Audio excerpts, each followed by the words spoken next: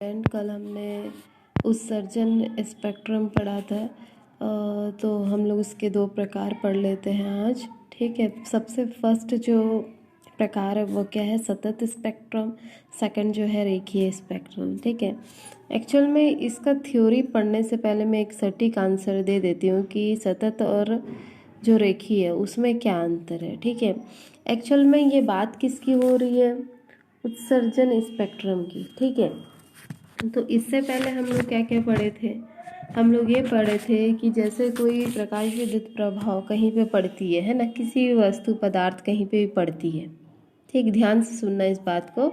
ये मतलब ये जो बताऊंगी ना, तुम लोग इतना समझ लोगे तो बाकी ये थ्योरी जितना भी दिख रहा है तुम लोग अपने मन से बना के लिख सकते हो। ठीक है, उत्सर्जन स्पेक्ट्रम का ये मतलब है, सबसे पहले हम लोग समझते हैं कि जब प्रकाश विद्युत प्रभाव मतलब प्रकाश जो विकिरण जो है ना, जो विद्युत चुंबकीय तरंगों से मिलके बनी है जो भी चीज़ है, तो वो जब किसी पदार्थ पे पड़ती है, ठीक है, उस पदार्थ पे पड़ने पर उस पे जो भी मतलब वहाँ से जो भी चीज़ उत्सर्जित होती है, ठीक है, वर्णक्रम हो चाहे कुछ भी मतलब जो स्पेक्ट्रम्स है उसमें से अगर रिलीज होती है, वहाँ से निकलती है, ठीक है, तो उसको अपन क्या बोल रहे हैं, क्योंकि वो चीज़ वहाँ से निकल रही है मतलब उत्सर्जित हो रही है।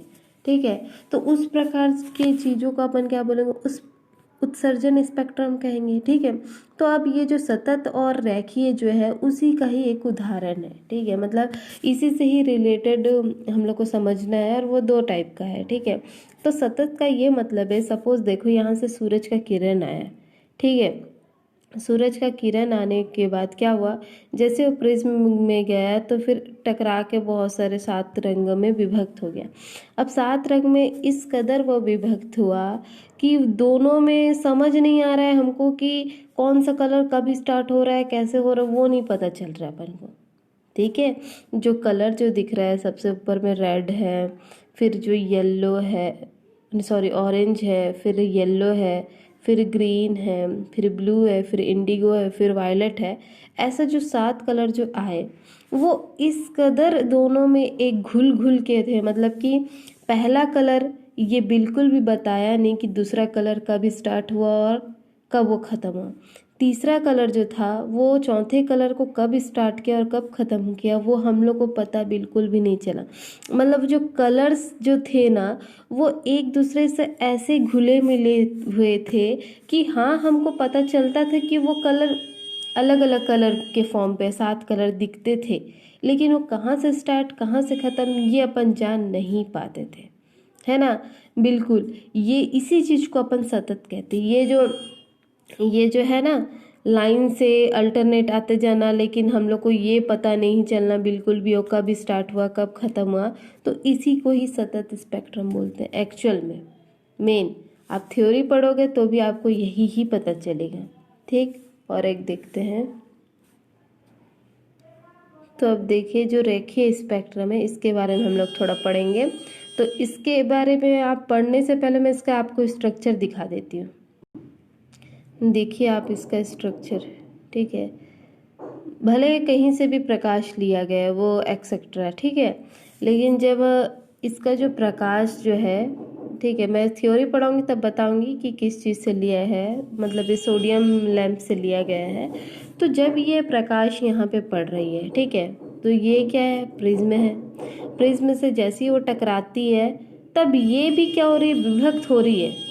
ठीक है, विभक्त हो रही है, लेकिन कैसे हो रही है, ये एकदम रेखीय हो रही है। मतलब ये है एक लाइन जा रहा है, फिर दूसरे मतलब जा रहा है, फिर तीसरा जा रहा है, फिर चौथा जा रहा है, और ये एक दूसरे को बता रही है कि ये मतलब एकदम शो हो रहा है हमको कि ये कलर अलग अलग जगह से है, ऐसे करके।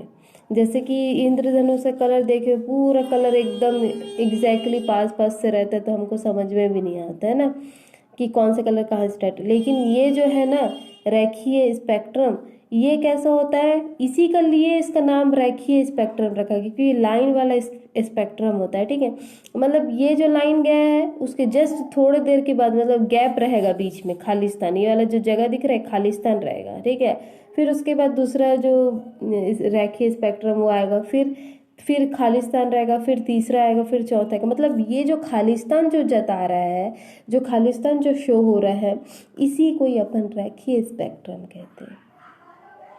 मतलब एकदम रेखा, स्पेशली हमको रेखा के साथ वो दिखाई देना है स्पेक्ट्रम, इसी को अपन रेखीय स्पेक्ट्रम कहते हैं। तो इसी को बस वो चीज़ कहने का मतलब थ्योरी फॉर्म में दिया है, तो हमको थोड़ा ज़्यादा लग रहा है, लेकिन हालांकि ये कुछ नहीं है। बस ये है कि ये रेखीय क्यों है और वो क्या है, वो सतत क्यों है, बस ये सब हमको पढ़ना है। तो थोड़ा सा थ्योरी पढ़ लेते हैं। जब किसी भी स्रोत को प्रिज्म या ग्रेटिन से गुजारा जाता है तो वह विभिन्न तरंगदैर्घ्य वाली अलग अलग सतत रंगों की किरणों में विभाजित हो जाती है तथा 7 रंगों की पट्टी प्राप्त होती है। ठीक है, यहाँ तक आप लोग को समझ में आ गया? 7 रंगों की पट्टी हमको प्राप्त होती है।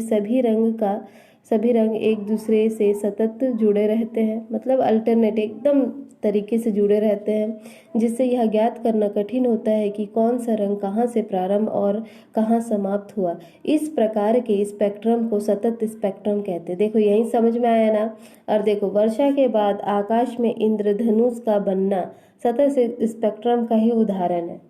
ठीक है, जो सतत स्पेक्ट्रम, अगर हम लोग को कोई बोले कि सतत स्पेक्ट्रम से आप क्या समझते हैं, एक एग्जांपल दे के देखो, तो हमको ये बताना है कि आकाश में जो इंद्रधनुष जो बनता है वो क्या है, सतत स्पेक्ट्रम का ही एक उदाहरण है। ठीक है, अब देखो, जिसमें जल की बूंद प्रिज्म का, देखो तो इंद्रधनुष बनने का क्या कारण है, आप लोग कभी पढ़े होगे तो पता होगा।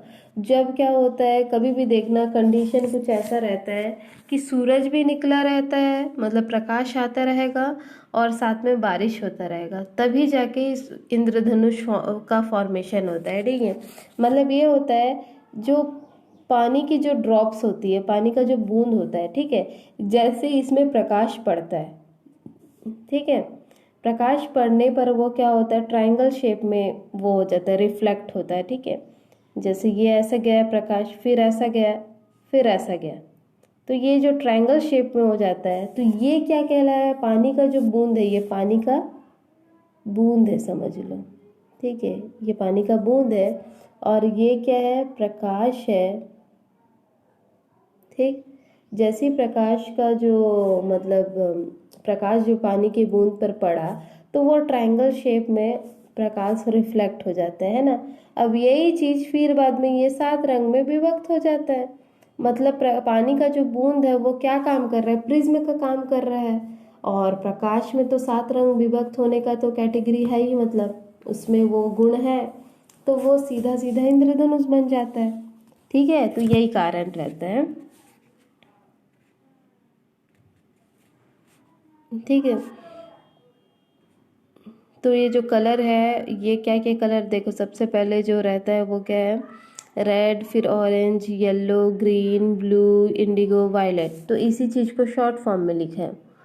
देखो, वी मतलब क्या होगा, वायलेट हो गया, आई मतलब इंडिगो, बी मतलब ब्लू, जी मतलब ग्रीन, वाई मतलब येलो, ओ मतलब ऑरेंज, रेड मतलब रेड, सॉरी ओ मतलब रेड मतलब सॉरी आर मतलब रेड। ठीक है, क्रम में प्राप्त होते हैं। यह उल्लेखनीय है कि सर्वाधिक तरंगदैर्घ्य युक्त लाल प्रकाश का विचलन सबसे कम होता है, जबकि न्यूनतम तरंगदैर्घ्य वाले बैंगनी प्रकाश का विचलन सबसे ज़्यादा अधिक होता है। ठीक है,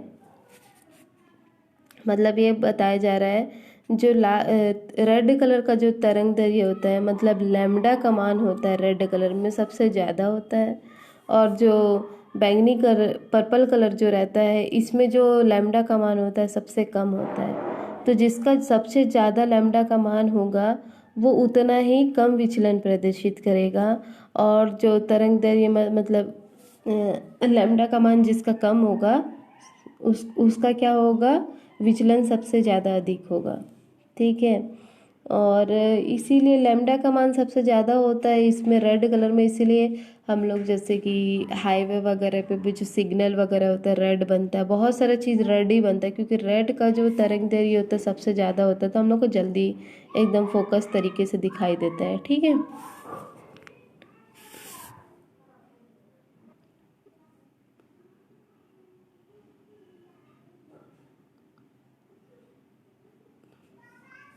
तो देखिए जो भी है पोटेशियम, अगर सोडियम हम लोग लेते हैं तो हम लोग को पीला कलर का प्रकाश मिलेगा, अगर हम लोग पोटेशियम लेते हैं तो हम लोग को कैसे मिलेगा, बैंगनी कलर का प्रकाश मिलेगा।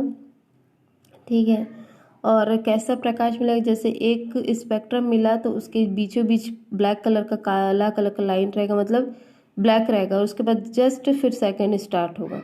मतलब वो ब्लैक इसलिए बता रहा है क्योंकि दूसरा चीज कलर स्टार्ट हो रहा है, मतलब इनका जो स्पेक्ट्रम है एकदम क्लियर दिखाई देता है, ये बताया जा रहा है। ठीक है, और कौन सा कलर कभी स्टार्ट हो रहा है पता चल जाता है। ठीक, तो इसको आप थोड़ा पढ़ लेंगे, रीड कर लेंगे,